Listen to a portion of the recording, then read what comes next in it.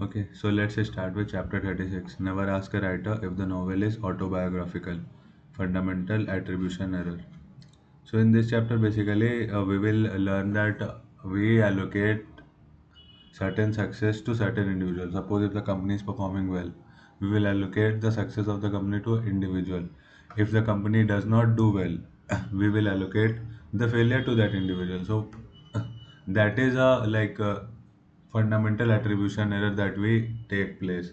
But the real thing is, if something is not doing well, if a company is not doing well, there are economic conditions only. There are economic conditions mainly. So these things are that we allocate like fundamental attribution error we have. So let's read it with the summary that I have created.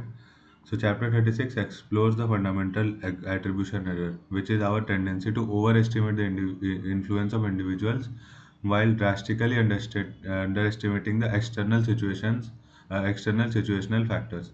Okay. The author explains that we are naturally obsessed with people angle of any story. For instance, when a company succeeds or fails, we quickly attribute the outcome of the brilliance or incompetence of the CEO, often ignoring the overall economic climate or the industry activeness plays a much larger role. We see this everywhere. We credit a sports team success to a specific player or coach. We blame complex wars on single individuals, and we focus our attention entirely on the conductor or soloist at a concert rather than a soloist at a concert rather than the actual musical composition. Okay, the chapter gets its title from the author's own frustration as a novelist. Readers and audiences constantly ask him what part of his fiction is autobiographical, falsely attributing the story to his personal character rather than focusing on the text and the creative process. A famous 1967 experiment at Duke University highlights just how deep this glitch goes. Participants were asked to read a speech either praising or condemning Fidel Castro. Even when the readers were explicitly told that the author was forced to take specific viewpoint for the assignment, the majority still believed that the text reflected the author's true personal opinion, completely ignoring the external constraint. Okay, so that's the thing कि उसका internally मतलब we are not seeing the external factors, we are just saw that the author is like this internally. That's the thing. Why do our brains work this way? The author points to our evolutionary past. For early humans, survival depended entirely on the group, and banishment meant certain death. Because our survival revolved around others, our brains became hardwired to be overly preoccupied with our fellow humans. As a result, we still spend about 90% of our time thinking about people and only 10% analyzing external factors and contexts.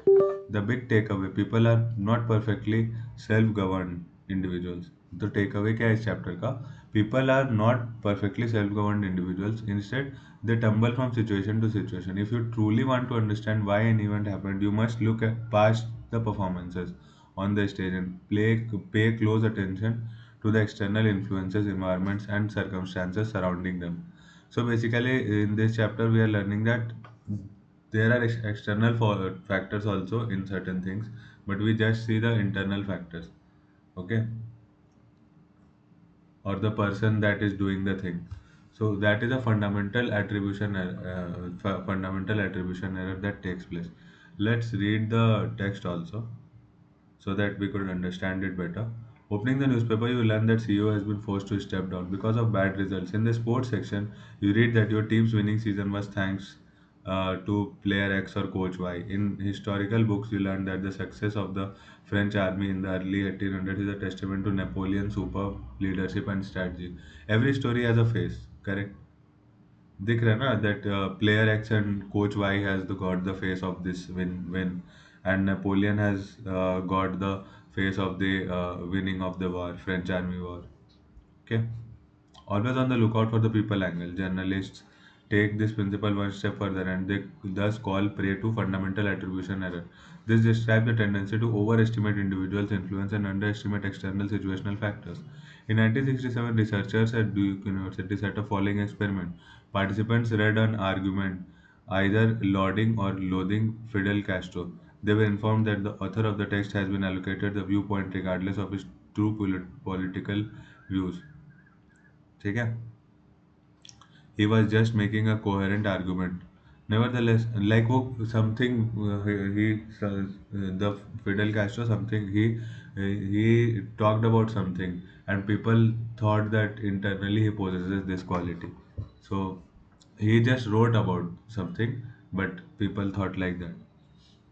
He was just making a coherent argument. Nevertheless, most of the audience believed that what he said reflected his true opinion. They falsely attributed the content of the speech to his character and ignored the external factors, in this case, the professors who crafted the text. The fundamental attribution error is particularly useful for whittling negative events into neat little packages. For example, the blame for wars we lazily push onto individuals.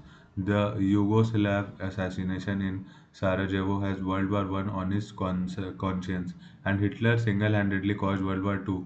Many okay, we blamed only single persons for this. Hitler for World War Two, and this person, Yugoslav assassination in Sarajevo for World War One. So many swallow these simplifications, even though wars are unforeseeable events whose innumerable dynamics we may never fully understand, which sounds a little like financial markets and climate issues. Don't you agree? We see the same pattern when companies announce good or bad results. All eyes shift to the CEO's office. Even if we know the truth, economic success depends far more on the overall economic climate and the industry's attractiveness than on brilliant leadership.